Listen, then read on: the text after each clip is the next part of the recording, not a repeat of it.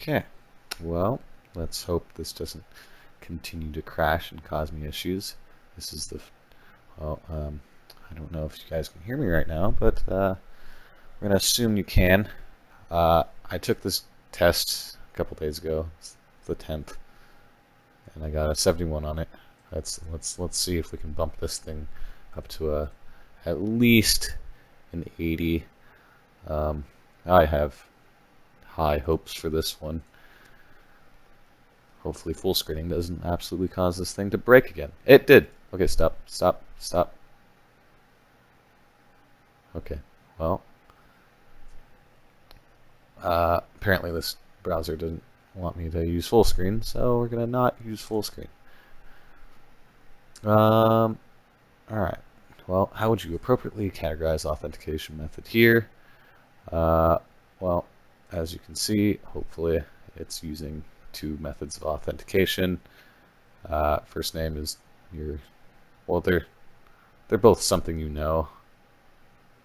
Actually, no, that's something you get. So that is multi-factor authentication. But yeah, your login password, that's something based on the image provided. What type of attack is occurring?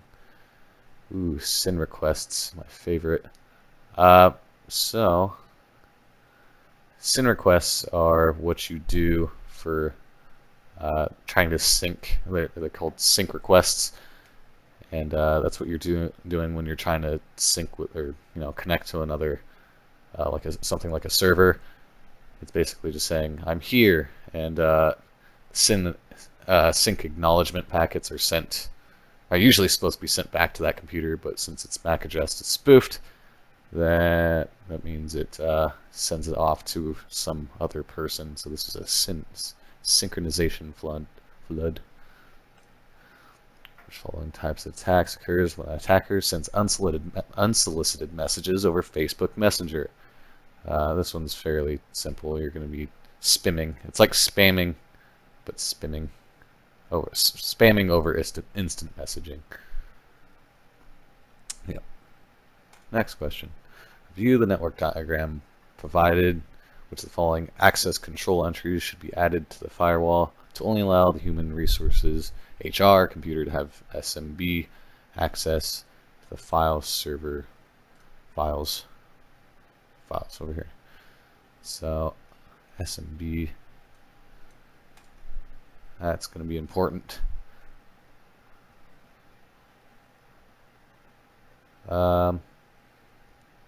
So we're looking for HR, this computer, to connect through the router to this data center. So HR 172.16.13, go through this router into files, right? Is it files? I'm not going crazy. Yeah, files. So .112, not 192.168.112. So we're going to start with 1.172.16.14. No, 13. I apologize. So it's obviously not going to be either of these. 13, and then we're going to go into SMB access, which it's going to have a port, more than likely, because you're not doing just any protocol right here, which is right here. So it's more than likely to be this one. I don't know the UMB off the top of my head, or SMB. I don't even know what that stands for off the top of my head, but it's going to have some sort of port allowing it to just access that, because you don't want just any port or any protocol accessing that server. Built engine 112, yep, and allow. It's basic, like. Dion training is concerned with students entering the server room without permission. To prevent this from occurring, the organization wants to install an access control system that allow each instructor to have access using RFID device. I forget what RFID stands for, but That's fine. Which of the following authentication mechanisms should Dion training use to meet this requirement? I don't know why this picture is still up here, but okay. RFID device, that's going to be your proximity badge. Yeah, that reads by proximity. It's like a longer range NFC, at least as far as I'm aware. RFID or NFC is like the near field communication, the thing that you're doing when you pay with your phone or something to that noise, or like when you touch phones together and you get to transfer data like that. That's what near field NFC, near field communication. David was investigating a breach on a web server where an attacker used a sophisticated technique and defaced the website, leaving messages that were denouncing the public policies of the company. He and his team are trying to determine the type of actor that most likely committed the breach based on the information provided, who was the most likely threat actor. A script, not really what I'm looking for.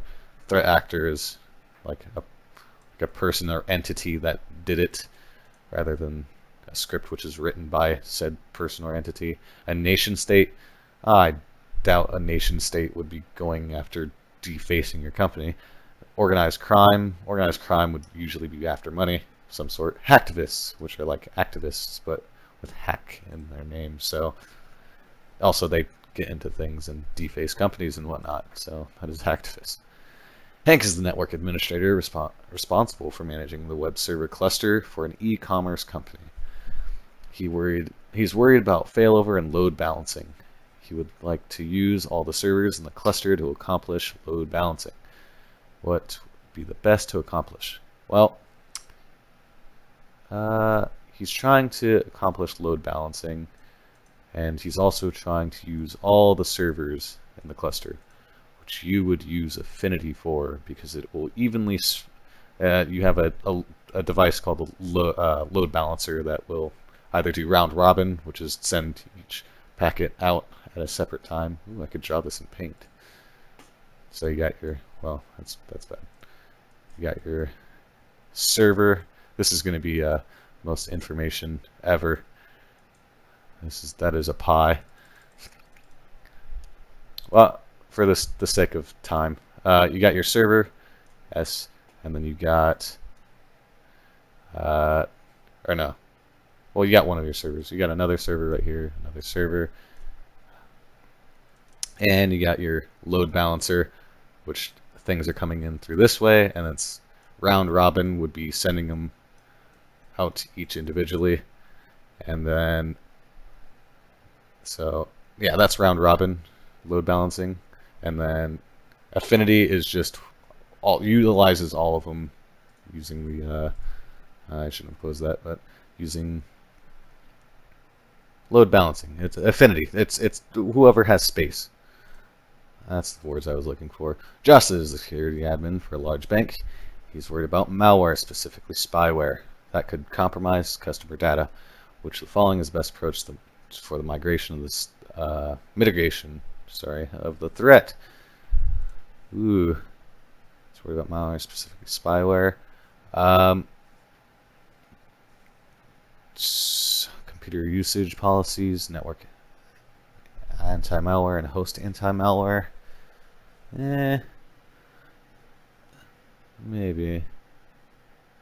Host anti-malware and network anti-malware, yes, but you're probably going to want to do something else involving your users. Host and network anti-malware, computer policies, and website whitelisting, possibly, but that won't necessarily stop adware. Website whitelisting, host and network anti-malware, computer policies, and employee training. This is probably the best answer because it's starts at the root, which is employee training, because people usually working on your network don't know what a computer is or how it functions. So if you train them, we won't have a problem with spyware anyway. I say as I enter IP config into my command prompt on a public streaming platform. Anyway, a web application has been discovered that can generate memory leak. What type of attack would this leave the application vulnerable to? Generate memory leak. Generally, that's going to be a buffer overflow. SQL injection has to deal with injecting code for like to generate a memory leak. But actually, web application that can generate a memory leak. What type of? Oh, it's trying to see what the application is vulnerable to. In that case, it'd be SQL injection. Buffer overflow leaves it vulnerable to SQL injection. Your SQL server is where your passwords and stuff are stored. I'm going to mark this one just in case, because I know I get these two confused on a question like this. So we're going to come back to question 9. In an effort to increase the security of their passwords, Ted's company has added a salt and a cryptographic hash to their passwords prior to storing them. To further increase security, they run this process many times before storing password. What's this technique called? That is called key stretching. You just take a thing and you make it longer by just running it through algorithms. I really don't know how to explain that in normal terms. Your network administrator for a large university, which has numerous systems that require you to monitor the logs and analyze the activity. What is the best approach to view and analyze logs from a central server? From a central server, it's not going to be network access control. That won't help you here. Port forwarding, no. Intrusion detection system, not really. Your security information in event manager, probably. Why would a company want to utilize a wildcard certificate for their servers? You generally want to use it to reduce certificate management burden, because that wildcard certificate covers multiple subdomains of your network, so you don't have to do a certificate for each little domain. So certificate domain, or certificate management burden. If you had a workstation that wasn't hardened, what would this be an example of? Probably a RISC. Hardening is just making it a hard target where nothing's really going to penetrate it. Example of RISC. Matt is investigating a breach in his company network and discovers the attacker used an old account of someone who is no longer available at the company. The account was still active. Which of the following describes this vulnerability?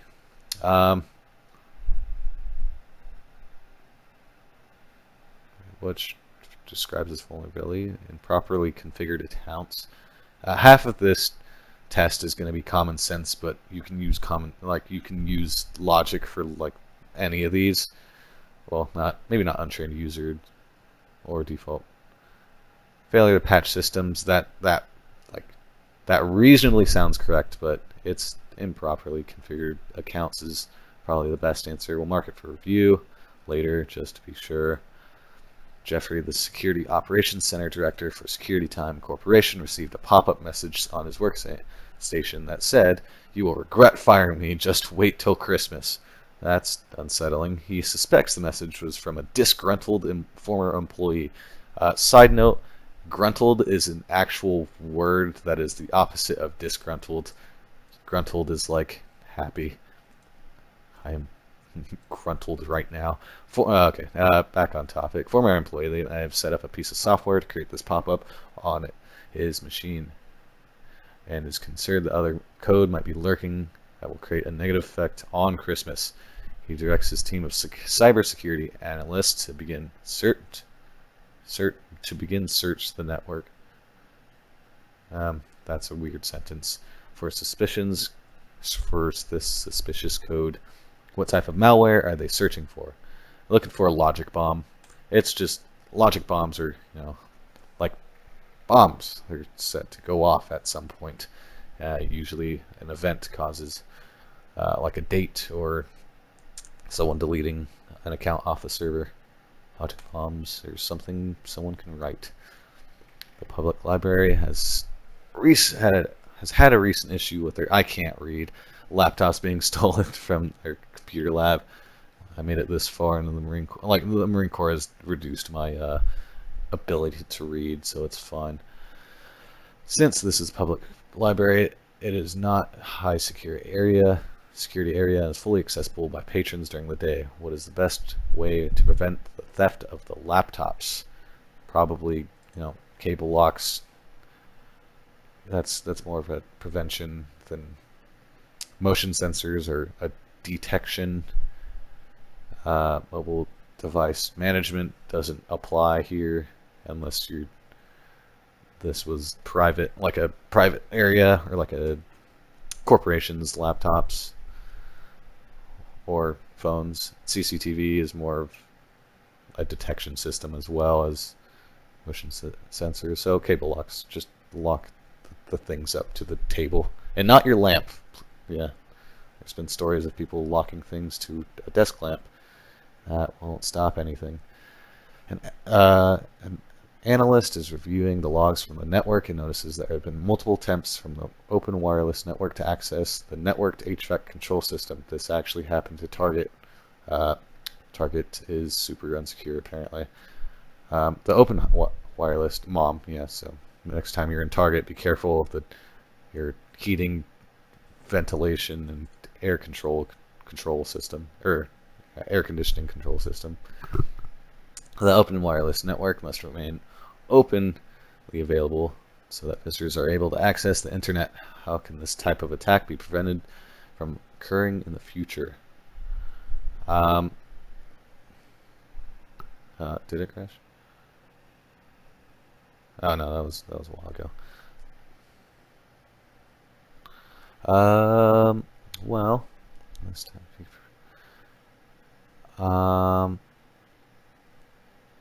Yeah, so you're gonna want to implement a virtual local area network to separate the the AC from the open wireless network, because why why would you keep those on the same network? Network access control on the open wireless network, that doesn't make sense. Why would you want to restrict people from actually going in?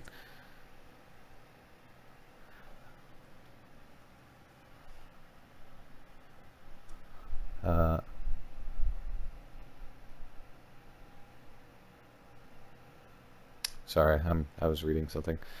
Next question. Yeah, you're not going to install IDs. Not going to save IDs on the HVAC system. There's no point when you can just easily create a VLAN. WPA2 security. Yeah, but that won't stop people from getting into the HVAC system if they're on the same network. Melanie is working as a network administrator for a large company which frequently has non-employees in this company, such as clients and vendors. She's been directed to provide non-employees with access to the internet. What is the best way to accomplish this? Probably in established guest network. That's more than likely it. Allow non-employees to connect to the DMZ only. That's an appropriate answer. Well, not really. Allow non-employees to connect to the internet only. Establish limited accounts on your network for all employees to non-employees to use. That's a lot of work. We're not going to do that. Allow non-employees to connect to the internet only. No,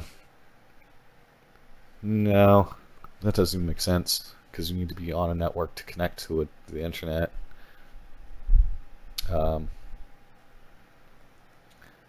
Allow employees to connect to the DMZ only. That would only keep them in one network. I say establish a guest network. Yeah, that's what I'm going to go with. I'll mark it just in case, because it could be connected with DMZ, but I believe it's establishing a guest network. I don't really know how to explain my gut feeling for that. I just you know, Scott is using smart cards for authentication into his company network. He's working to classify the type of authentication for a report that is due to his chief information officer. What type of authentication is Scott using?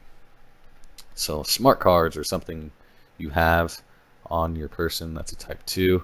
Type 1 would be username, password stuff, and type 3 would be biometrics like fingerprints.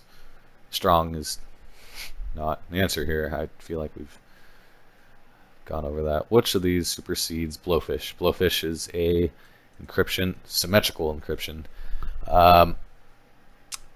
That would be Twofish. We've had this question before too. Wow, I've done all these exams and I'm actually starting to get repeat questions.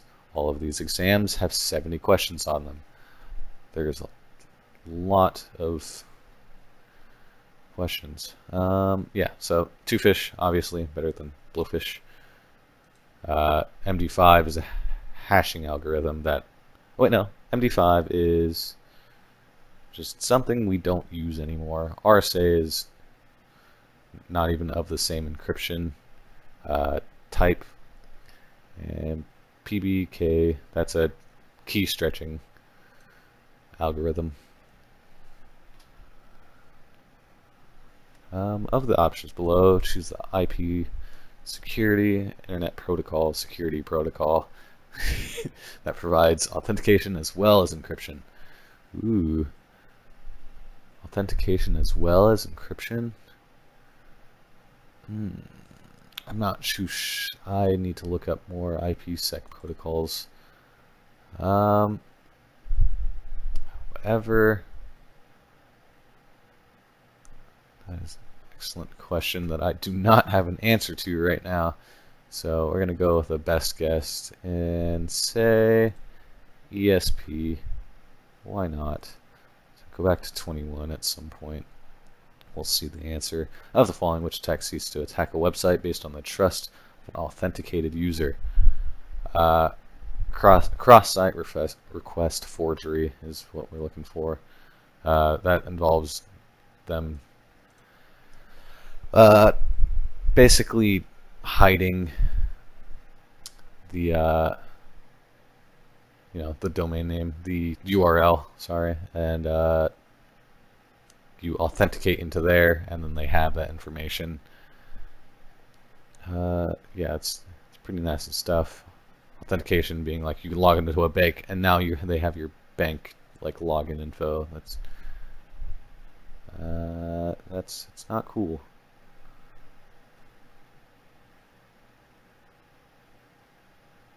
Website. Yeah, we're gonna hack that because now I'm starting to doubt myself with cross-site scripting, but that's usually injecting code into like the little login field. You work for a company where employees are allowed to use tablets. You can choose from 4 approved devices, but the employee must purchase a device. What best describes this? That's choose your own device.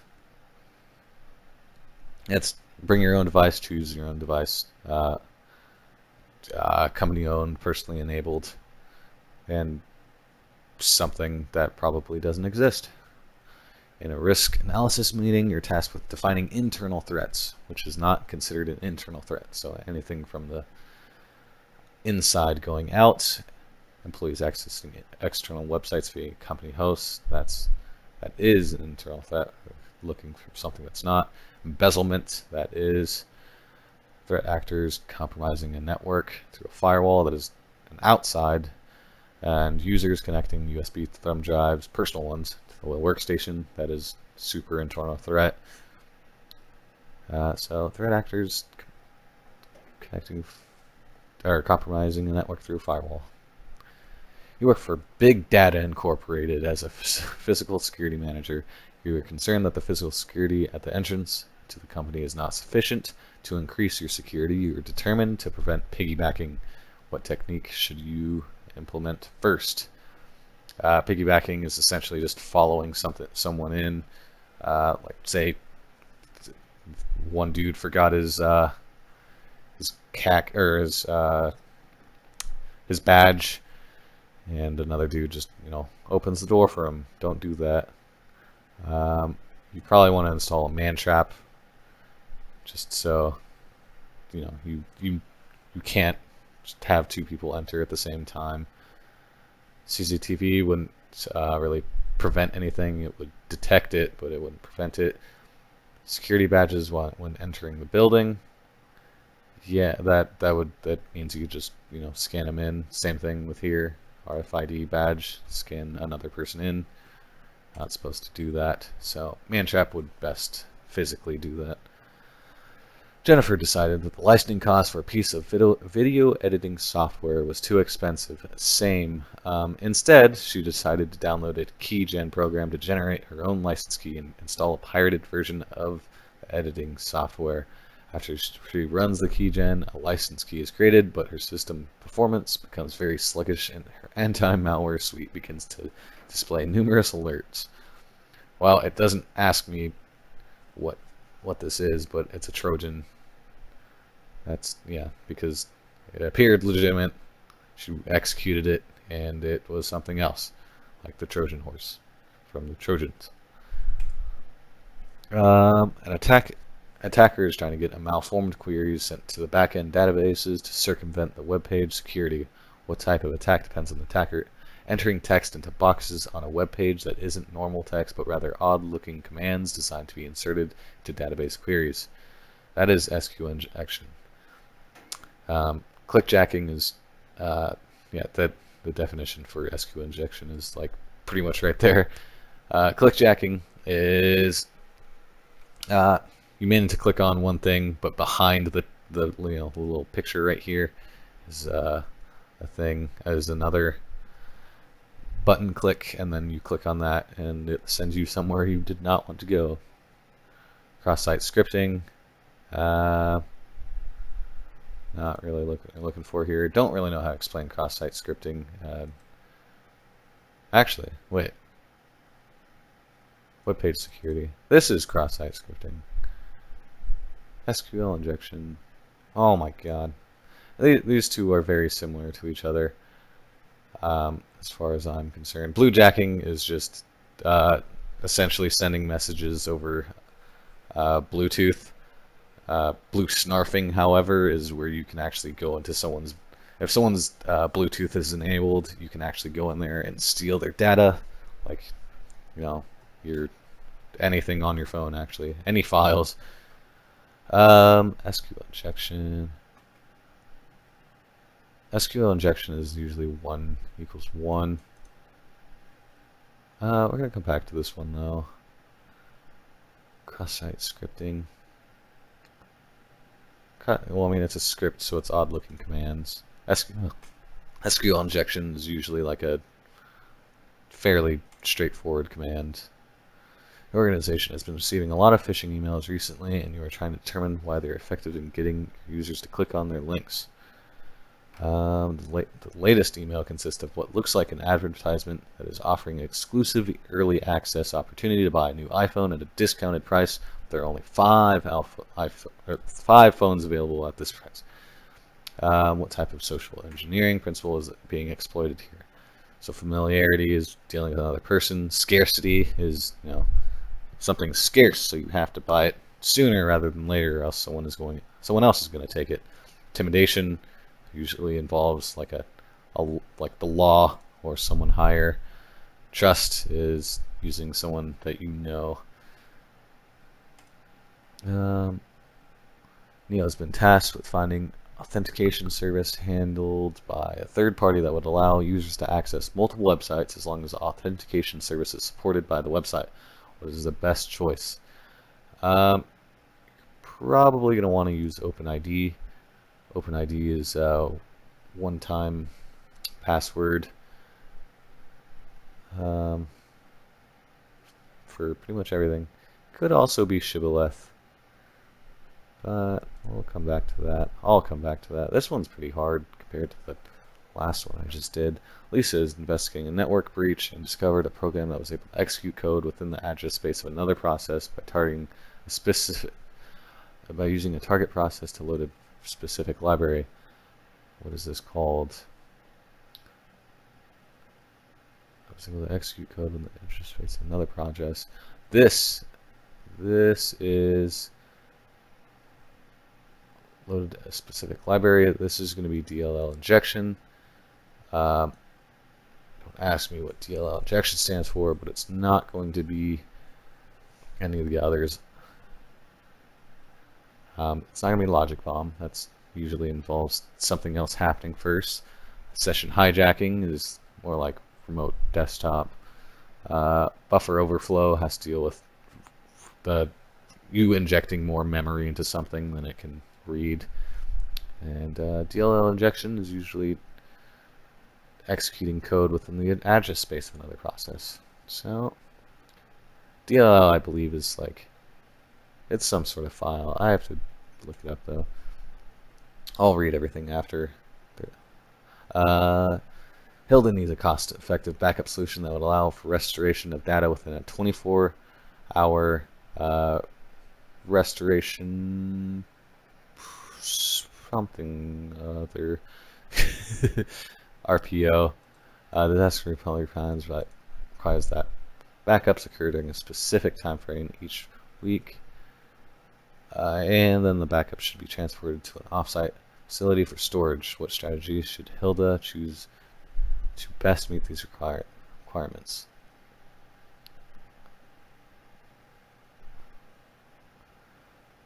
Well, 24-hour.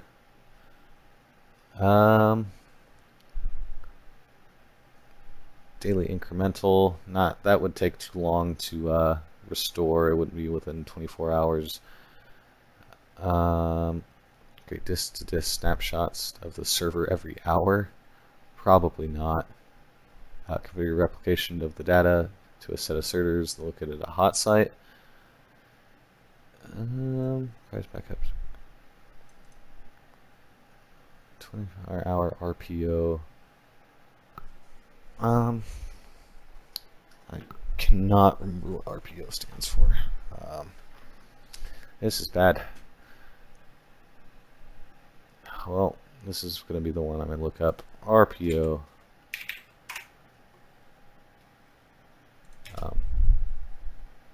Recovery point objective. That's right.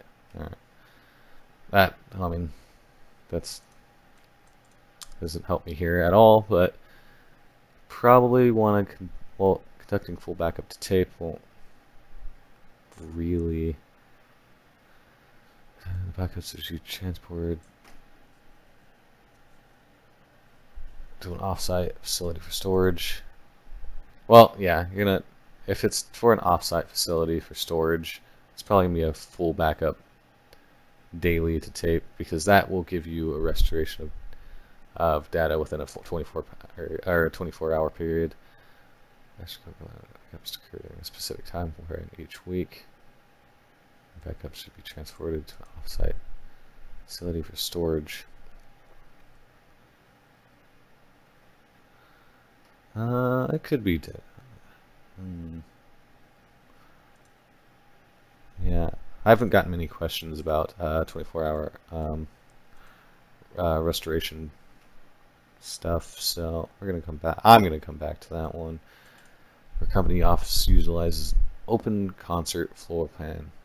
You are concerned that a visitor might attempt to steal external drive and carry out the building. To mitigate this risk, your security department has recommended installing cameras that are clearly visible to both employees and visitors. What type of security control do you think these cameras represent? They're a deterrent. It's not going to be a corrective. It's not going to correct anything. Compensating. Not really. Administrative. Not really. They're more of a deterrent to scare people into not doing bad things. Steven is looking for a new firewall for his company. He's concerned about a DOS attack, or denial of service attack, specifically a synchronization flood.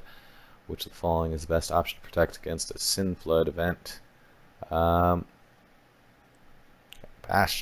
SPI. It's one of the, well, packet filter will look at the packets. If there's a bunch of them, then it won't. it won't do anything, but just be sure. I'm going to mark this because I'm not familiar with Bastion or SPI. But AD is concerned about the security of data on mobile devices such as smartphones and tablets that this company issues to employees of the following, which would be most effective in preventing data loss in the event a device is stolen.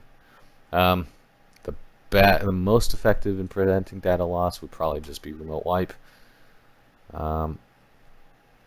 Geolocation doesn't really prevent anything. Strong pin, yeah, sure, but pin numbers are usually, what, 4 to 6 characters, and that can be broken in probably about 2 seconds, if that, using the correct programs. Limited data storage will not really do much. It's still, remote wipe will still format the drive, so no data is stolen rather than just a small amount. You have been asked by the incident response team leader to perform a forensic examination on a workstation that is suspected to be infected with malware. You remember from your training that you must collect digital evidence in a proper order to protect it from being changed during your evidence collection efforts, which the following best describes the correct sequence to collect the data from the workstation. So first of all, hard drive is going to be last, so it's not going to be the RAM.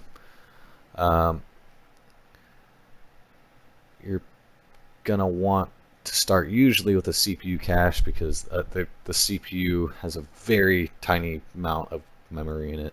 And then the RAM, the swap file, which is basically the overflow of the RAM.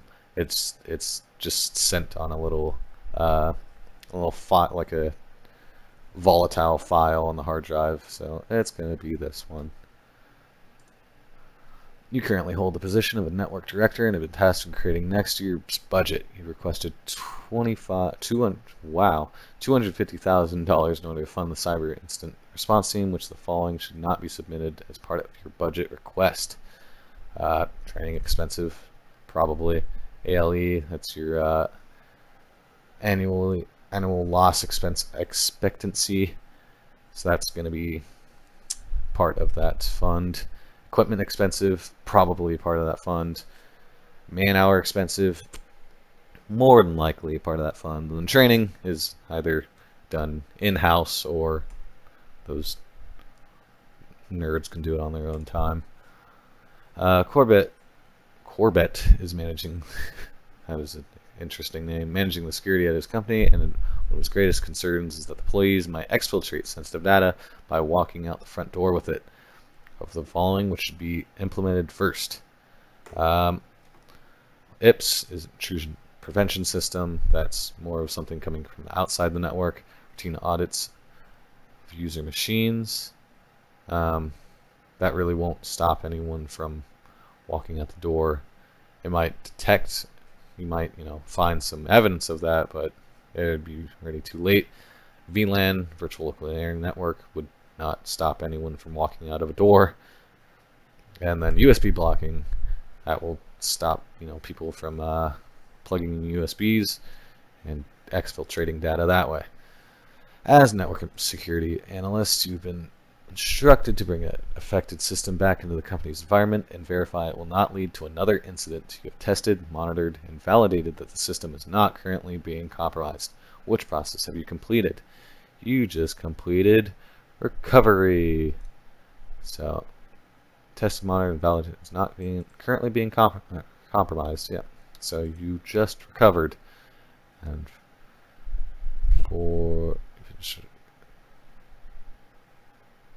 yep. And the next step would be lessons learned. Mark that just in case that they worded this completely wrong and I just completely messed that up. But you've tested, monitored, and validated the system not currently being compromised. And you're also bringing the system back in the company's environment.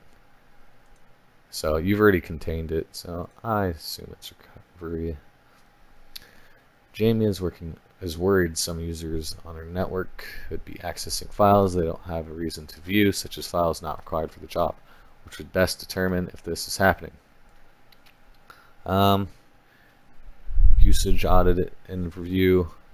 Yeah, probably. In fact, I'll select that now. Permissions auditing review. That really won't determine if they're using the files. Usage is how they're actually using the computer. Account maintenance, no.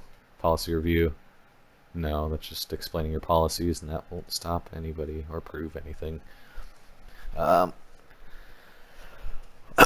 Caleb was tasked with setting up access control for a server. The requirements state that lower privileged users should not be able to see or access files or data that is meant for higher privileged users. What access control model is best suited to fit these requirements? Well, mandatory access control, the most strict access is probably it. But it also could be role-based or rule-based, but it doesn't specify which one that is in here. Discretionary access control is the least restrictive, so pretty much users can do whatever they want. SAML is not really what we're looking for, doesn't apply to this. I would go with lower privileged users should not be able to see or access files that is meant for higher privileged users. I'd go with mandatory access control as the most restrictive, and they won't be able to see or access those files. So I'll do that.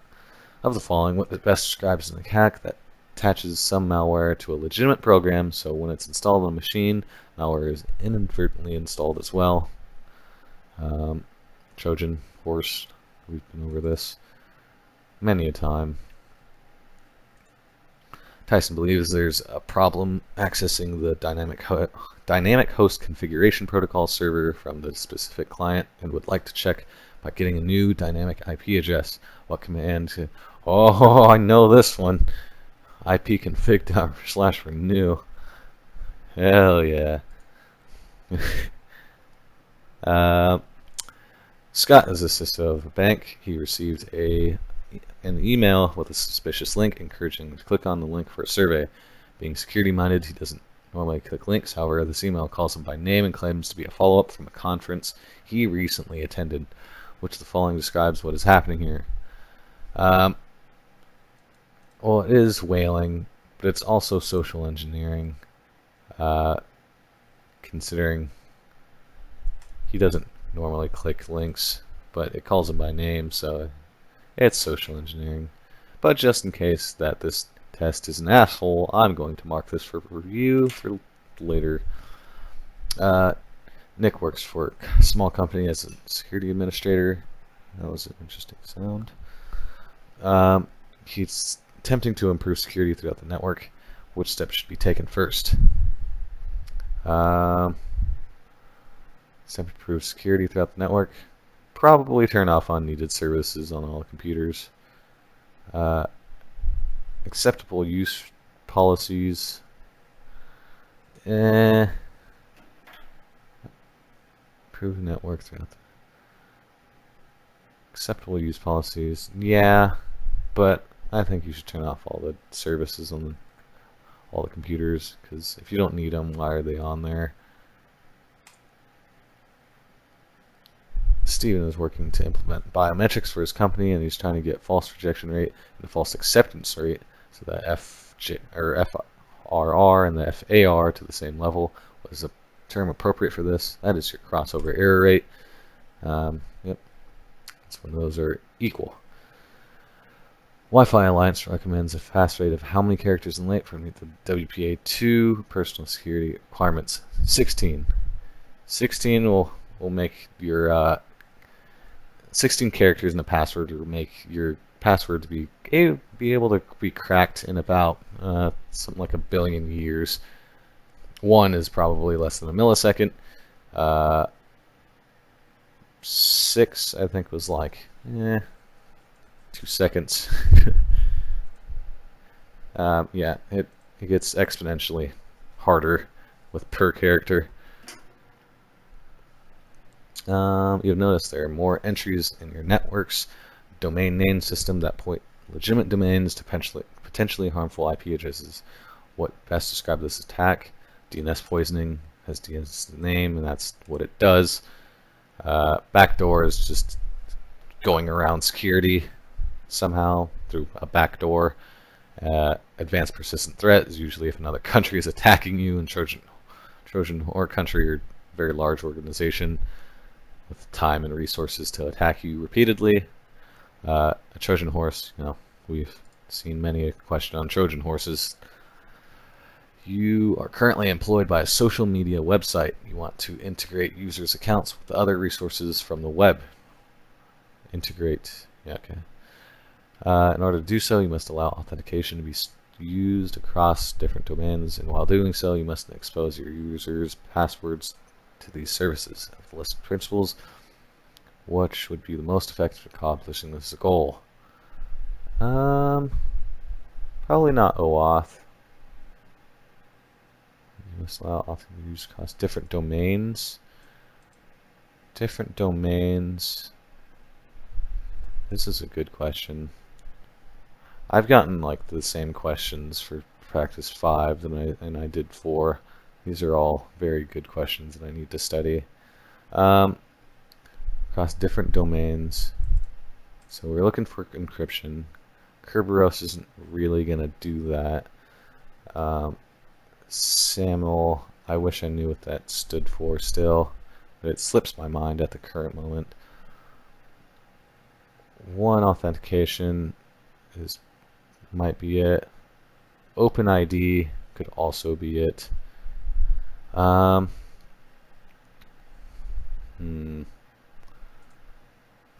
time is it? Alright. I don't know why. This is I'm just completely drawing a blank. I'll come back to that one. OpenID, OAuth. Different domains. Actually, I think it might be SAML. Oh boy, we're gonna go with SAML. Because the rest of these seem pretty unsecure, but we'll see. Matt works for. I'm probably gonna fail this test completely too. Watch. I'm way less confident. It's practice exam number 6 than number 5, which I got like a 90 something on. Matt works for an insurance company that has a selection of operating systems, including Windows and Linux. In this environment, which system determines the operating system? It's not going to be the majority of something. Network operating system is probably the operating system with the domain controller. Just to be sure, we're going to mark it because I'm completely unsure of all of my answers now. Of the following options, what does a geofence accomplish? Doesn't provide the location. Limits the range. Yeah, probably. Determines Wi-Fi coverage areas. Not really. Segments the Wi-Fi. Nah, it's going to be limits range. Which should be remote? Whoa. Which of these should be used for remote access authentication for users who have smart cards? Probably PEEP. It's your protected extensible authentication protocol. That's usually for smart cards, as far as I'm aware. I'm going to mark it just because, I seem to be wanting to get everything wrong this evening. Jason has installed multiple virtual machines on a single physical server. He needs to ensure that the traffic is logically separated between each virtual machine. How can Jason best implement this requirement? Can configure multiple virtual switch and create VLANs. Conduct system partitioning. Why would you don't need to do that. Create a virtual router and disable the spanning tree protocol. You're not going to do that. Install a virtual firewall and establish access control list. You're just going to create a new VLAN. Spanning tree protocol is for switches. They basically just prevent the switches from all repeatedly talking at once, essentially. John is in charge of monitoring IDS activity on his network intrusion detection system. He's noticed twice in the past month that there's been activity reported to the intrusion detection system that is actually legitimate traffic. Of the following, which best describes this activity? That is a false positive because it's actually true, but it's reporting wrong. So false positive. Oh boy, you've been hired as a consultant of Small Time Corp Incorporated to review their current disaster recovery plans, or your DRP. The CEO has requested that the plans ensure that the company can limit downtime in the event of a disaster, but due to staffing concerns, he simply cannot approve the budget or implementation to implement or maintain a fully redundant offsite location to assure 99.999% availability. Based on that limitation, what should you recommend to the CEO of Small Time Corporated? Well, we can't fully redundant site, so this is off the table. Recommend the company retain all hardware at their office building, but ship their backups to an off-site facility for storage. Probably not. Recommend the company retain their backups in their office building, but install redundant services in a co-located data center with a different company. Probably not. Recommend that the redundant hardware be maintained off-site and configure it to be ready when the recovery. Well, can't really have a fully redundant off-site.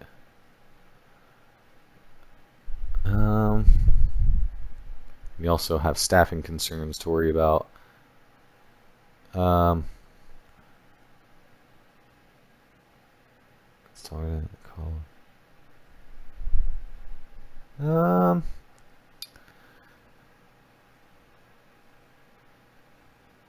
If you store an offsite, it could limit. This is hard. Recommend that the company retain their backups in their office, but install redundant services in a co-located data center within a different. That's more than likely a cloud service. Going to the cloud is totally fine, and retaining their backups in the office building would probably limit the downtime as well. Yeah, I think that's correct.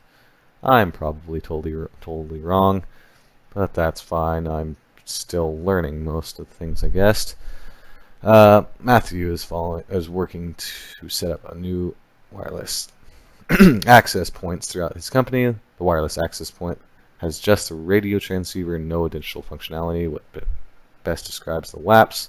It's a thin WAP. There's no real thing to it. It just puts information somewhere else.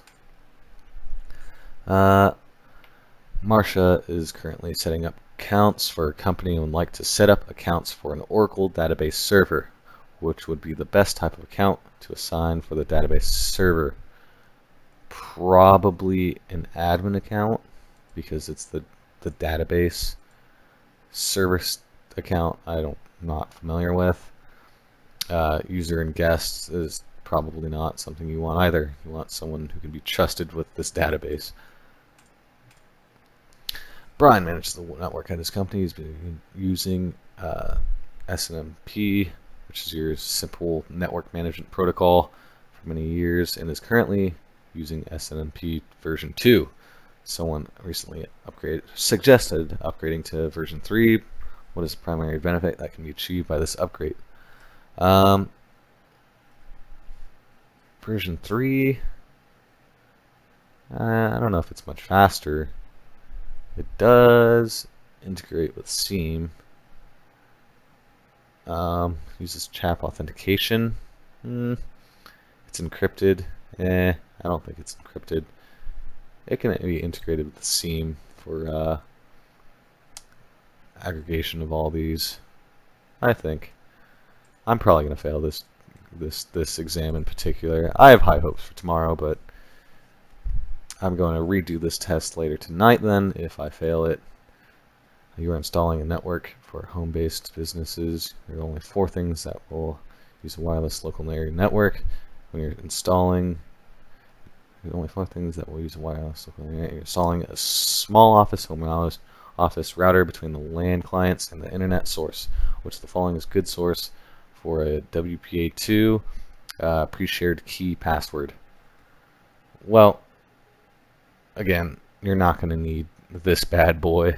I mean, it's perfect for any other time for password cracking, but for this, just home business. It's longer, it's more secure than that, and it's lengthier than that. So this is a good happy medium for just your home. You're tasked with selecting an authentication method for your company's servers. You're looking for a method that frequently re-authenticates your clients to prevent any session hijacking. Of the provided principles, which is the best choice? You're probably going to want frequently re-authenticates your clients. You could probably use secure PAP. Challenge handshake authentication protocol doesn't really apply here. Mark this question. A lot of these questions are actually new to me. Like, I haven't seen these before. It's fantastic. You're looking for a method that frequently authenticates your... I think it's SPAP. I believe SPAP is looking for...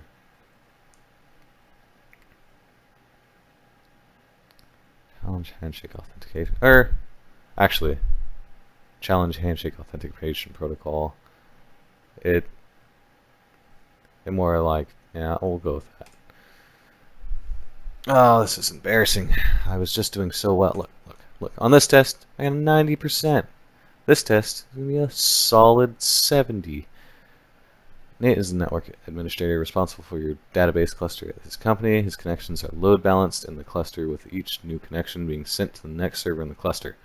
What type of this? This is the round robin I was explaining earlier. So it's just sending them one by one until they're all full.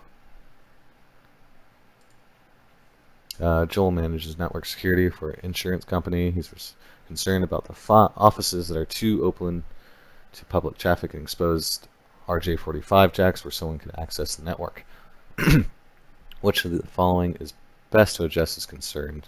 Well, those RJ45 jacks that you plug your Ethernet cable into go to a switch somewhere, and that switch, given port security, which will read the MAC address, which is your like hard-coded code on your device, will say, no, get that out of here.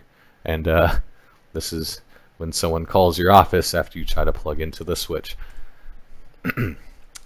Which of the term best describes sensitive medical information? That's an encryption system, advanced encryption standard. PHI is your private health information. PI is personal identification information. And TLS is transport layer security. So PHI. Is that a private or public, or not public? Private or personal.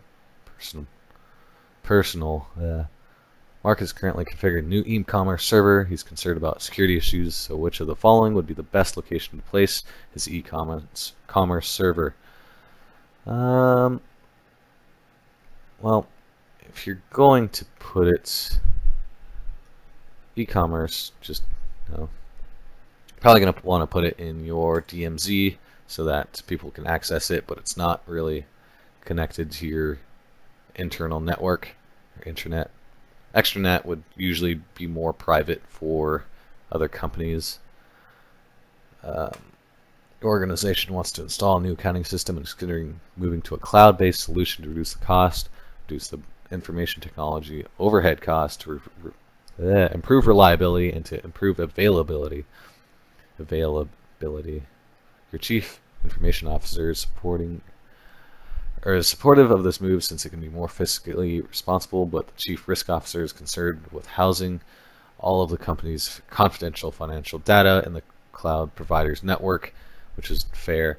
That might be shared with other companies. Since the chief information officer is determined to move to the cloud, what type of cloud-based solution would you recommend to account for the chief risk officer's concerns? Well, you can do, it's going to be, oh, we had this question before. Only if I can remember it. Well, it's going to be a platform. Well, yeah, platform as a service. Oh wait, no, software as a service. New accounting system. Oh yeah, so last time we agreed it was software as a service because it's literally just new accounting system. That's probably a software somewhere. It's gonna be in a private cloud where only you can access it. Yeah, that one's fairly obvious. Student works for a small company and they're concerned about authentication. Would like to implement biometrics using facial recognition and fingerprint scanning. How is this classified? Type 3. Wait, is this the same test I did earlier? I feel like it is. I'm upset. I think it is the same exact test. Now I'm gonna get the same score on it. Watch. Yeah, probably.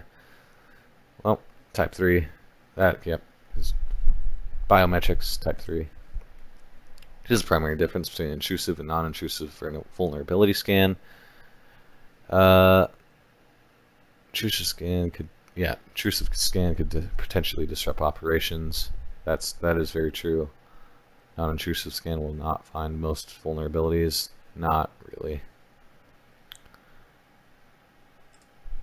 Laura is the IT manager for a small hotel. She would like to install wireless access points on each floor. Hold on, sorry. While reading through the specifications, she notices that they state wireless access points should have minimal functionality, all other configuration, authentication, and functionality centrally controlled. What type of wireless access points should be considered for purchase?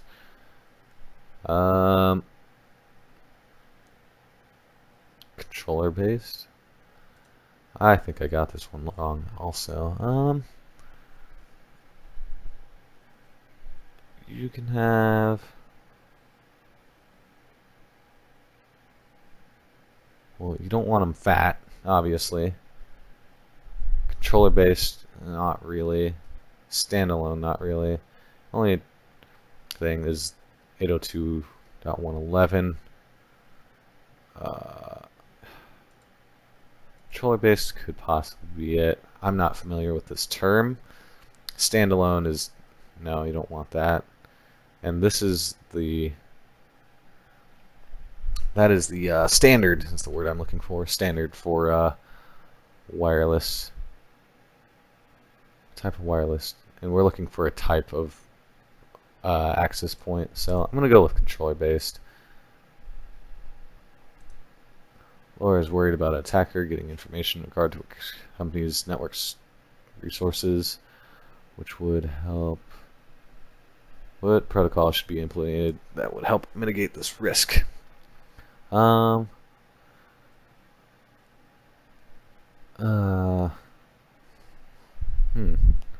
Transport lightweight directory access protocol. That doesn't really help in protecting information, but LDAP secure would, and that's your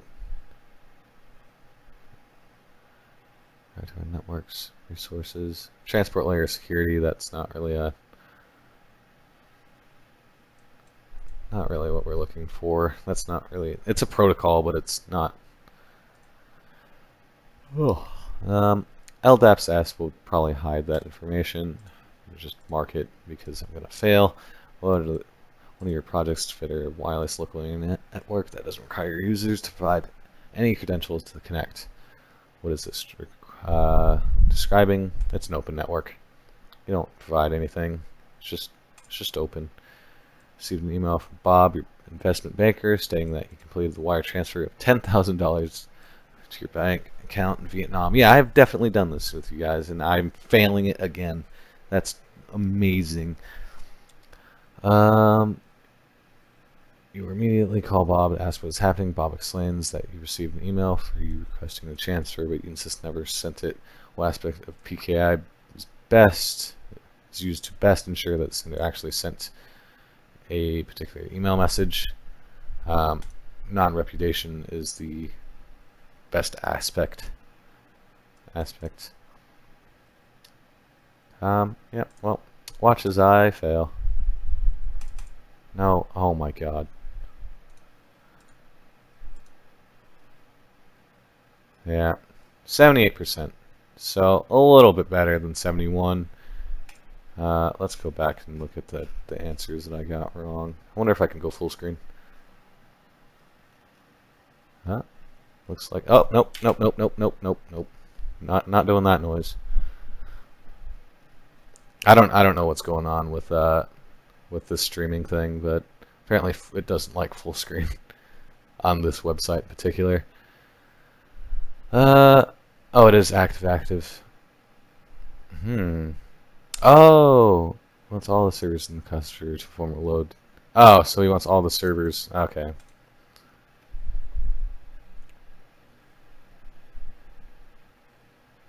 Okay. Load balancing rather than routing traffic. Okay. Generate memory leak. What?